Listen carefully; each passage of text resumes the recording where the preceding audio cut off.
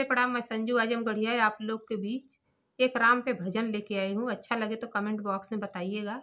और share support करिएगा। हो सखी राम लवटियन बना से, देखा हो सखी राम लवटियन बना से, जवने ही पेड़वा में पत्ता नहीं हो रामा, जवने ही पेड़वा में पत्ता नहीं हो रामा, उहो जे पेड़वा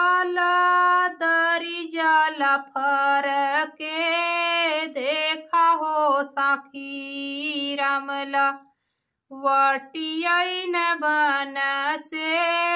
देखा हो सखी रामला वटियन बन से,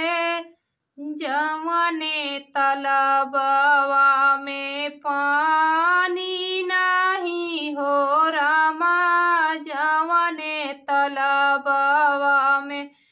पानी नहीं हो रामा, ओहू तलबवा में कमल खिली जाला हो, देखा हो सखी रामला वटियन बन से, देखा हो।